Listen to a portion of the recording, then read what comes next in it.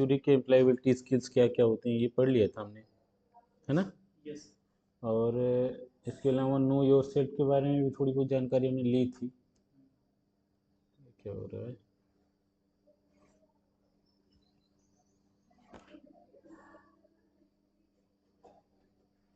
हाँ। और ये वाला चैप्टर हम लोगों को कंप्लीट हो गया था, और इसके बाद ये बिहेवियर और एटीट्यूड के बारे में भी देखा था हमने, है ना। और इसके अलावा क्रिटिकल थिंकिंग और डिसीजन मेकिंग, ये वाले भी हो गए थे कल। इसके बाद ये था टाइम मैनेजमेंट और वर्क प्लेस, ये भी हमने देखा था, और प्रॉब्लम सॉल्विंग भी देख लिया था, है ना। ये भी देख लिया था यहाँ तक। इसके बाद शायद इंग्लिश वाले क्वेश्चंस आएंगे। हाँ, नेमिंग वर्ड, यहाँ से हमें स्टार्ट करना था नेमिंग वर्ड के बारे में, लेकिन पिछली बार की तरह हम पहले रिवाइज करेंगे, है ना। पुराने वाले क्वेश्चन रिवाइज एक बार करेंगे, फिर आगे बढ़ जाएंगे। तो देखो, ये पहला क्वेश्चन है, ये हमने कल पढ़ रखे हैं, फिर रिवाइज कर रहे हैं केवल, तो जल्दी जल्दी चलेंगे हम लोग। पहला है कि major changes to place in the manufacturing world with, क्या मतलब था इसका? जो बड़े बदलाव हो रहे हैं मैन्युफैक्चरिंग सेक्टर में, जहाँ प्रोडक्शन जो कंपनियां होती हैं उसमें बड़े बदलाव किस कारण हो रहे हैं? ग्रीन रिवॉल्यूशन के कारण, हरित क्रांति के कारण, मिल्क रिवॉल्यूशन, दुग्ध क्रांति के कारण, इंडस्ट्रियल रिवॉल्यूशन, औद्योगिक क्रांति के कारण, या व्हाइट रिवॉल्यूशन। तो इसमें से कौन सा सही था? इंडस्ट्रियल रिवॉल्यूशन के कारण जो है ये हो रहा है।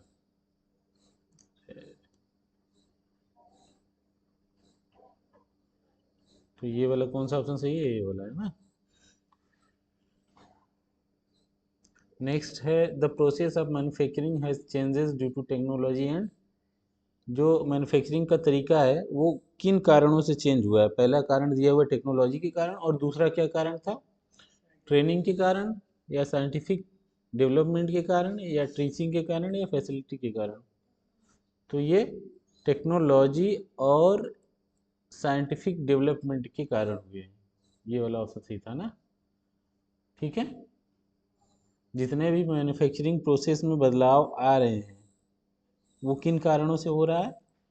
और प्रौद्योगिकी और वैज्ञानिक विकास के कारण, टेक्नोलॉजी और साइंटिफिक डेवलपमेंट के कारण हो रहे हैं जो भी बदलाव हो रहे हैं। जैसे कोई एग्जांपल बताओ मैन्युफैक्चरिंग प्रोसेस में बदलाव का, जो तुम लोगों ने देखा होगा।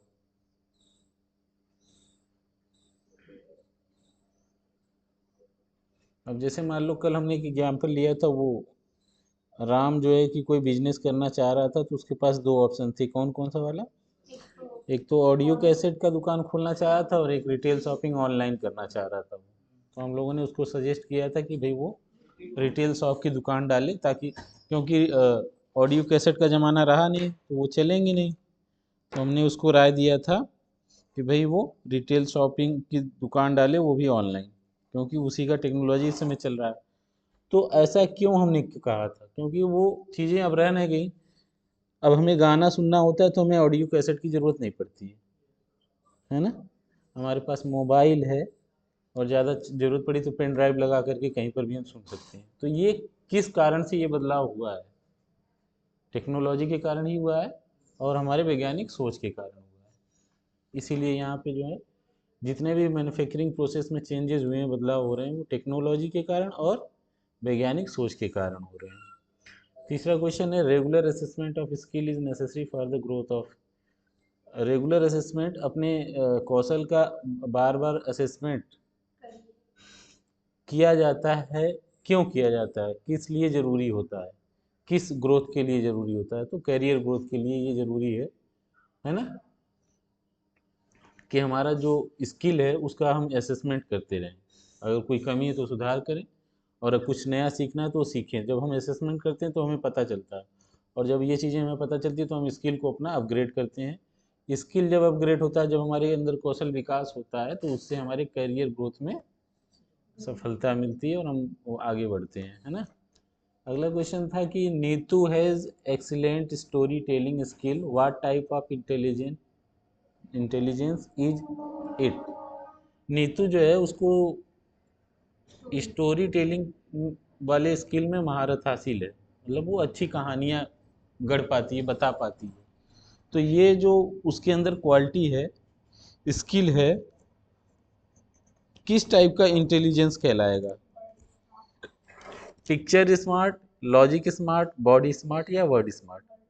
तो इसमें ऑप्शन था वर्ड स्मार्ट सही था, क्योंकि कहानी कहने में हमें शब्दों की ज़रूरत पड़ती है, और अगर हम शब्दों में स्मार्ट हैं तो हमारी कहानी लोगों को अच्छी लगेगी, है ना। अच्छे शब्दों का चयन करके जब हम कहानी सुनाएंगे तो लोग आराम से सुनेंगे, तो हम एक्सीलेंट हो जाएंगे कहानी कहने में। जैसे हमारी क्लास के बच्चे हैं, इनको खूब कहानियाँ आती हैं, आज मम्मी बीमार हो गई, आज पापा बीमार हो गए, ये हो गया वो गया, और हम सुनते हैं क्योंकि भाई इतनी अच्छी स्टोरी लिख करके लाते हो कि हमें सुनना पड़ता है ना। तो स्टोरी टेलिंग के लिए क्या ज़रूरत होती है? स्मार्ट वर्ड की, है। हमारे पास शब्दों का खजाना हो तो हम अच्छी कहानियाँ गढ़ सकते हैं, है ना। नेक्स्ट है, Swaraj is looking for internet based data entry jobs, है ना। स्वराज जो है ट्रैक्टर नहीं है, आदमी है, ठीक है। तो ये एक इंटरनेट पर आधारित डाटा एंट्री का जॉब ढूंढ रहा है। What is the most important skill he need, उसको सबसे जरूरी कौशल, किस कौशल की आवश्यकता है इस काम के लिए? बेसिक कंप्यूटर स्किल होनी चाहिए, तभी तो इंटरनेट बेस्ड काम कर सकता है। तो इसका ऑप्शन ये वाला सही था, बाकी गलत है। नेक्स्ट है, which type of following is a is not a part of one's personality. Personality क्या होता है, मैंने बताया था, व्यक्तित्व, आदमी के स्किन कलर।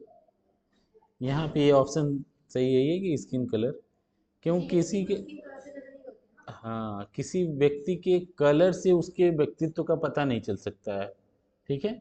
उसकी स्ट्रेंथ से पता चल सकता है, उसके वीकनेस से पता चल सकता है, और उसके विश्वास, वो किस तरीके की विश्वास रखता है, उन सब चीज़ों से हम उसके पर्सनालिटी का पता लगा सकते हैं। लेकिन स्किन कलर का इसमें कोई रोल नहीं होता है किसी के पर्सनालिटी में। Things that one is good at doing are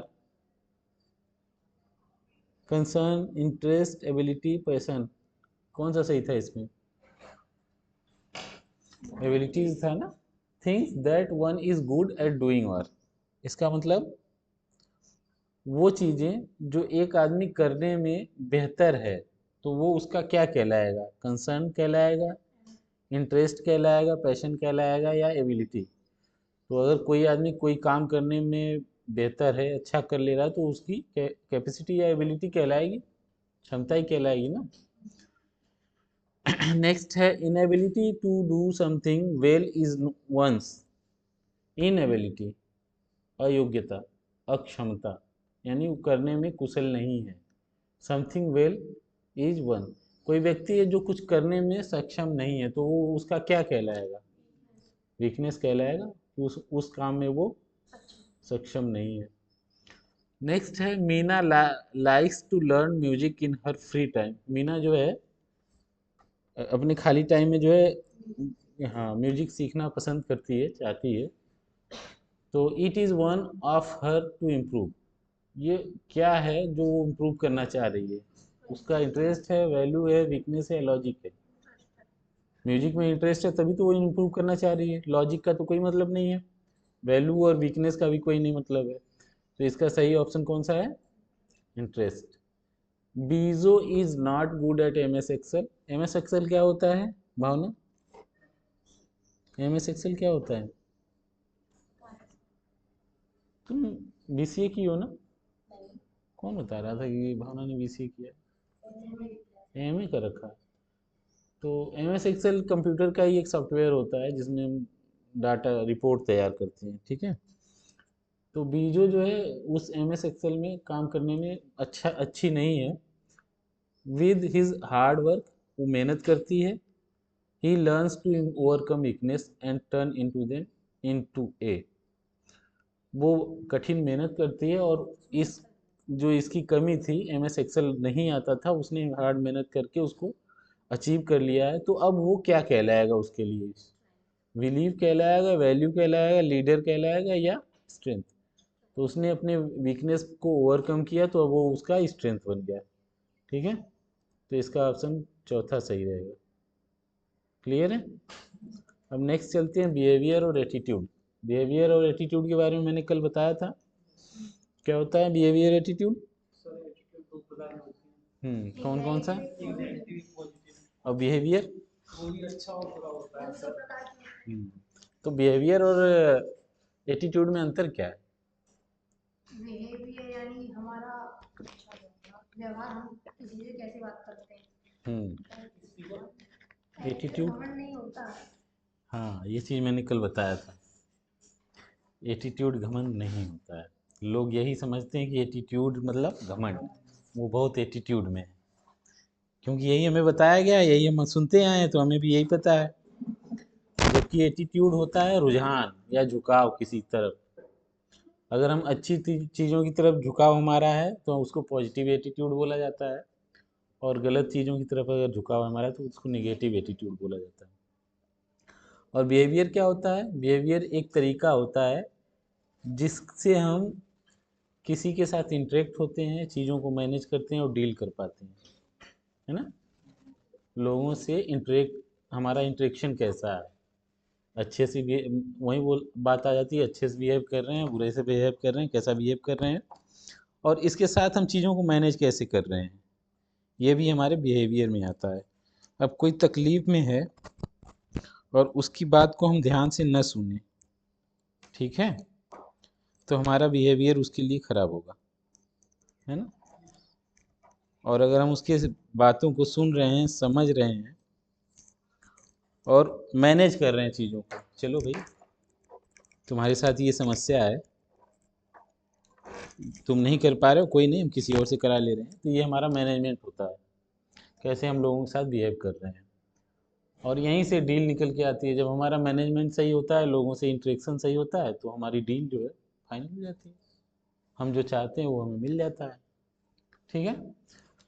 तो वही पहला क्वेश्चन भी है, the way we interact, manage and deal with our external environment is known as, कौन सा स्किल कहलाएगा? बिहेवियरल स्किल बोलते हैं इसको। एक तरीका जिसके द्वारा हम लोगों के साथ इंटरेक्ट होते हैं, मैनेज करते हैं, डील करते हैं बाहरी वातावरण के साथ, बाहरी लोगों के साथ, अपने साथ नहीं।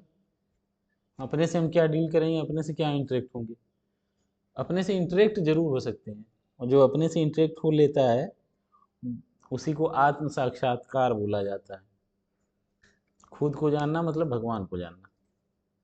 तो यहाँ पे हमें भगवान को नहीं जानना, हमें अपने बिहेवियर को सुधारना है, तो हमें लोगों के साथ इंटरेक्शन बढ़ाना पड़ेगा, मैनेज करना सीखना पड़ेगा, और हमारे डील्स जो है उस हिसाब से हम कर सकेंगे।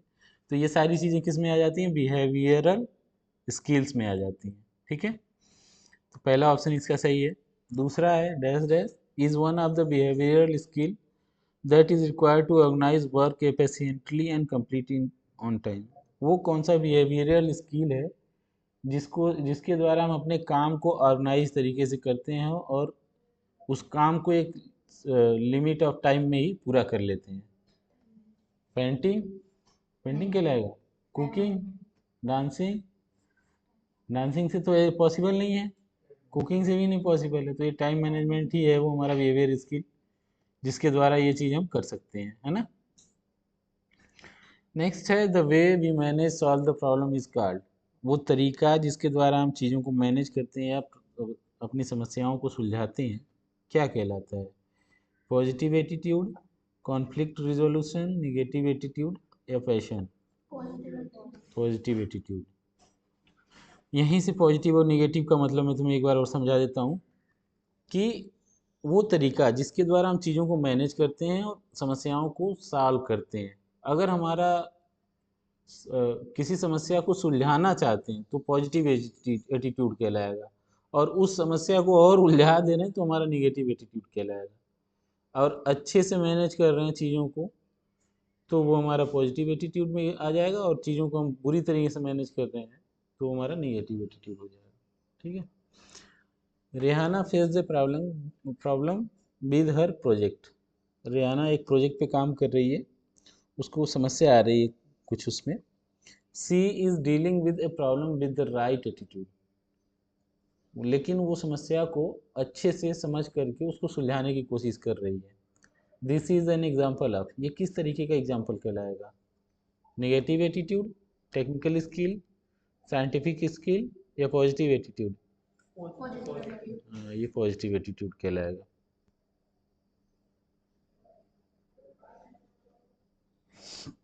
नेक्स्ट है Alapan, does yoga in the morning. Alapan भाई साहब जो है सुबह सुबह उठ करके योगा करते हैं। He follows YouTube classes to motivate himself, और वो यूट्यूब पे जो है योगा की क्लासेस देख करके अपने आप को मोटिवेट रखते हैं। This is an example of, ये किस तरीके का एग्जाम्पल है? Self motivation, time management, decision making या प्रॉब्लम सॉल्विंग? सेल्फ मोटिवेशन है ना, खुद को मोटिवेट करने के लिए। पहली बात तो सुबह अपना मॉर्निंग में योगा करते हैं, लेकिन अगर हम डेली योगा मॉर्निंग में उठ के करें तो बोर हो सकते हैं ना, है कि नहीं? डेली उठना डेली करना तो बोरियत होती है। तो एक जो है कि सिस्टम बनाया उन्होंने कि इंटरनेट पे जो है यूट्यूब पर जो है योगा क्लासेस ज्वाइन कर लिया। अब क्लास ज्वाइन कर लिया तो सब आएंगे, बातचीत भी होती रहेगी, योगा भी होता रहेगा, तो इंटरेस्ट बना रहेगा तो वो सेल्फ मोटिवेट रहेंगे तो अपना काम कंप्लीट कर पाएंगे। इसलिए जो एग्जाम्पल है वो किस चीज़ का है? सेल्फ मोटिवेशन का है। Dash is a way of thinking to solve a problem. Question number 16 है ना ये। तो क्या बोला जा रहा है? वे ऑफ थिंकिंग, सोचने का तरीका किसी प्रॉब्लम को सॉल्व करने के लिए, किसी समस्या को सुलझाने के लिए जो हमारे सोचने का तरीका होता है उसको क्या कहते हैं? क्रिटिकल थिंकिंग बोलते हैं उसको। जो किसी समस्या में हम अगर फंस गए और उस समस्या को सुलझाने के लिए जो तुरंत हमारे अंदर विचार आते हैं वही क्रिटिकल थिंकिंग कहलाता है ना। तो जब भी कोई समस्या आता है हमारे अंदर विचार तो आते ही हैं, वही विचार जो है क्रिटिकल थिंकिंग कहलाएंगे। इसमें सेल्फ कॉन्फिडेंस का कोई मतलब नहीं है, ना तो नेगेटिव एटीट्यूड का, ना तो टाइम मैनेजमेंट का। अगला क्वेश्चन है कि choosing between two or more option is known as. क्या प्रोसेस, कौन सा प्रोसेस कहलाएगा? अगर हमारे पास 3-4 ऑप्शन है और उनमें से एक ऑप्शन को हमें चूज करना है तो वो प्रोसेस क्या कहलाएगा? मैन्युफैक्चरिंग कहलाएगा नहीं, साइंटिफिक प्रोसेस नहीं कहलाएगा, टेक्निकल प्रोसेस भी नहीं कहलाएगा, वो डिसीजन मेकिंग कहलाएगा। अगर हमारे पास 4 ऑप्शन है, हमें बोला गया कि भाई आपको मोबाइल खरीदना है, ठीक है, और हमें 4 ऑप्शन दे दिया, एक ओप्पो का, एक वीवो का है, एक मोटोरोला है, एक नोकिया है।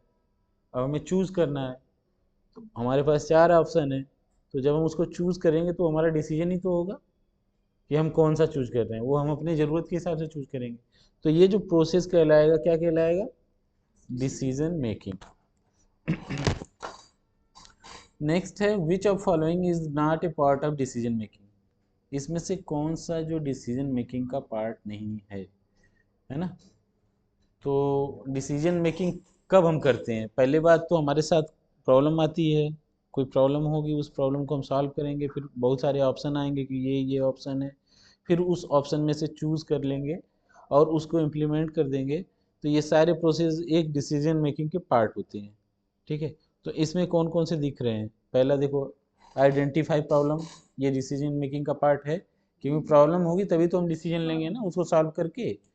तो ये है जनरेट ऑप्शंस, जब प्रॉब्लम आएगी तो उसके सलूशन हमको बहुत सारे मिलेंगे, तो ये भी होगा डिसीजन मेकिंग में। और इम्प्लीमेंट डिसीजन, फिर फाइनल डिसीजन लेंगे जिसको इम्प्लीमेंट डिसीजन बोला जा रहा है। परफॉर्मेंस से इसका कोई लेना देना ही है, अच्छा, परफॉर्मेंस से इसका कुछ लेना देना नहीं, डिसीजन मेकिंग में परफॉर्मेंस का कुछ भी लेना देना नहीं है, इसीलिए ये ऑप्शन सही है, क्योंकि ये डिसीजन मेकिंग का पार्ट नहीं है। अब अगला क्वेश्चन है Manu thinks about a problem well before making any decision. Manu जो है किसी समस्या को सुलझाने से पहले, डिसीजन लेने से पहले, अच्छे से पहले वो सोच लेती है, ठीक है, वो सोच समझ करके डिसीजन लेती है। दिस इज एन एग्जाम्पल, ये किस चीज़ का एग्जाम्पल है? सेल्फ मोटिवेशन का है, क्रिटिकल थिंकिंग का है, टाइम मैनेजमेंट का है, या लॉजिकल थिंकिंग का है? अभी जस्ट मैंने बोला ना कि जब भी हमारे सामने कोई प्रॉब्लम आती है, जो हम सोचते हैं पहले, वही हमारी क्रिटिकल थिंकिंग होती है और उसी से प्रॉब्लम सॉल्व होता है। तो ये इसका यही ऑप्शन सही होगा। अब अगला है कि Revathi got a job after out of her town. Revathi को एक नौकरी मिली है जो उसके शहर के बाहर है ना। She decided to refuse the offer of listing the pros and cons after listing the pros and cons. Pros and cons का मतलब होता है नफा और नुकसान, फायदा और नुकसान। तो उसने डिसाइड किया है कि वो उस नौकरी को नहीं करेगी उसके सारे प्रॉज एंड कॉन्स जानने के बाद। ठीक है, पहले उसने अपना चेकलिस्ट बनाया कि अच्छा ये नौकरी में ज्वाइन करूँगी तो ये प्रॉब्लम आ सकती है, और ये नौकरी ज्वाइन करूँगी मैं तो ये दिक्कतें आ सकती हैं, और ये मुझे लाभ मिल सकता है ना। लेकिन वो जब अपने टोटल कैलकुलेशन पे पहुंची तो उसको लगा कि नहीं, मुझे ये नौकरी नहीं करनी चाहिए, तो उसने उसको रिफ्यूज कर दिया। तो ये जो सोचने का तरीका था रेवती का, वो क्या कहलाता है? Decision making, positive attitude, conflict resolution या नेगेटिव एटीट्यूड? क्या उसने डिसीजन कहलाएगा? लिया ना, तो हाँ, उसने डिसीजन। डिसीजन लिया तो ये डिसीजन मेकिंग के अंतर्गत आ जाएगा। ठीक है।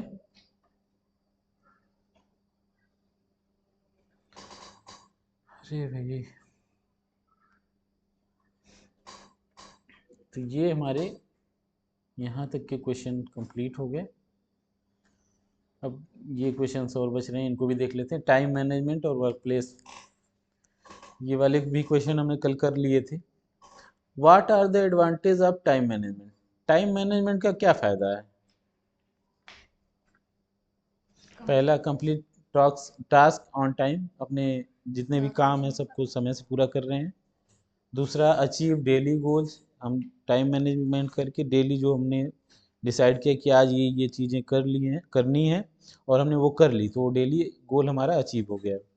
रिड्यूस स्ट्रेस, जब हमारे काम समय पे सब कंप्लीट होते हैं तो हमें फालतू का तनाव नहीं होता है ना। तो रिड्यूस स्ट्रेस, हमारे तनाव जो है वो कम हो जाते हैं। तो कौन सा ऑप्शन सही रहेगा टाइम मैनेजमेंट का? सारे सही हैं। अगर हम प्रॉपर टाइम मैनेजमेंट कर रहे हैं अपने 24 घंटों का, तो ये सारी चीज़ें हमारे साथ हो सकती हैं। हमारे जो काम सारे हैं वो टाइम से पूरे होंगे, डेली के जो हमने प्लान बनाए होंगे वो भी अचीव होंगे, और हमारे फालतू के स्ट्रेस डेवलप होते हैं वो नहीं होंगे। तो ऑप्शन डी इसका सही है। नेक्स्ट है, good time management helps in improving at work. अगर हम एक अच्छा समय प्रबंधन करते हैं, टाइम को मैनेज करते हैं, तो इससे हमारे काम में क्या इम्प्रूवमेंट आएगा? वीकनेस बढ़ जाएगी, स्ट्रेस डेवलपमेंट हो जाएगा, या प्रेशर बढ़ जाएगा, या हमारी क्षमता बढ़ जाएगी? परफॉर्मेंस जो है हमारा बढ़ जाएगा। ठीक है। नेक्स्ट है, the time block for work is called and technique. अगर हम ये टाइम ब्लॉक सिस्टम अपने टाइम मैनेजमेंट में लागू करते हैं तो वो कौन सा टेक्निक कहलाता है? कल मैंने बताया था, ये पोमोडोरो कहलाता है ना। अच्छा, पोमोडोरो टेक्निक होता क्या है?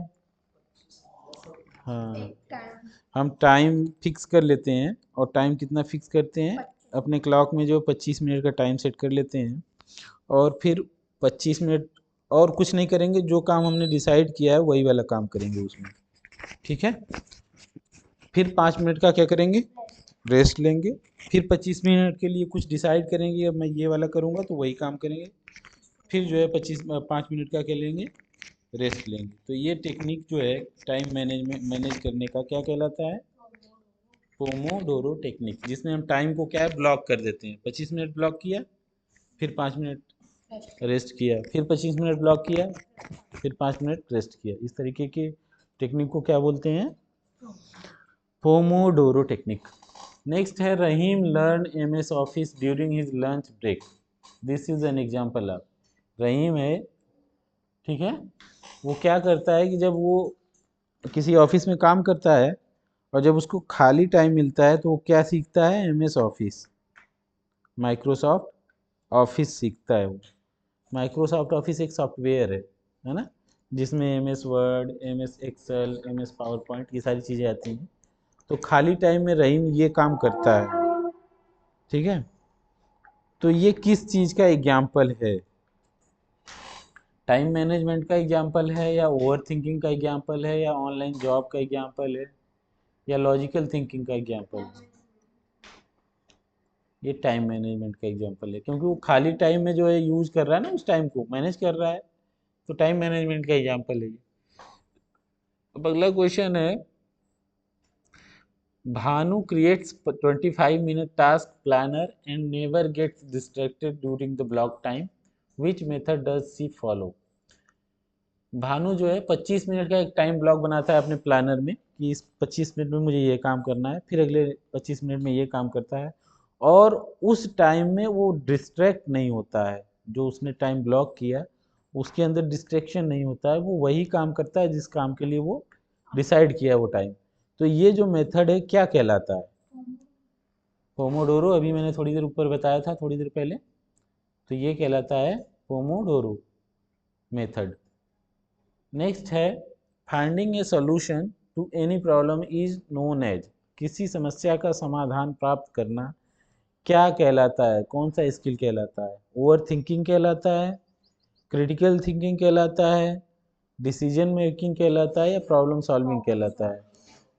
समस्या सुलझा रहे हैं तो प्रॉब्लम सॉल्विंग ही कहलाएगा वो, है ना? ये सही होगा, ठीक है। नेक्स्ट है, which of following is not a step in problem solving. जो हम प्रॉब्लम सॉल्विंग का तरीका अपनाते हैं उसमें से कौन सा पार्ट ये इनमें से स्टेप नहीं है? किसी प्रॉब्लम को सॉल्व करने के लिए हम क्या तरीका अपनाते हैं? पहले प्रॉब्लम को आइडेंटिफाई करते हैं, ठीक है, फिर उस प्रॉब्लम में का सलूशन ढूंढते हैं, ऑप्शन ढूंढते हैं कि इसका क्या क्या सलूशन हो सकता है। फिर हम क्या करते हैं, उस सॉल्यूशंस में से जो बेस्ट ऑप्शन होता है उसको हम चूज करते हैं, फिर उसी को इम्प्लीमेंट करते हैं, डिसीजन लेते हैं, है ना? तो इसमें देखा जाए तो आइडेंटिफाई द प्रॉब्लम, ये तो है इसका पार्ट, स्टेप है। Divide problem in two parts, उस प्रॉब्लम को कई भागों में हम डिवाइड करते हैं ताकि हम अध्ययन कर सकें कि रियल में कौन सा प्रॉब्लम है। सेट टाइमर और फाइंड सोल्यूशन, तो सेट टाइमर का इसमें कुछ मतलब नहीं है ना? किसी समस्या को सॉल्व करने के लिए हमें टाइमर सेट करने की तो आवश्यकता नहीं समझ में आती। बाकी सोल्यूशन तो हमें मिलेगा ही लास्ट में। अगर कोई प्रॉब्लम है तो सोल्यूशन तो उसका निकालेंगे, तभी तो हम प्रॉब्लम सॉल्व कर पा रहे हैं। तो ये वाला ऑप्शन भी ठीक है, यही वाला ऑप्शन गलत है।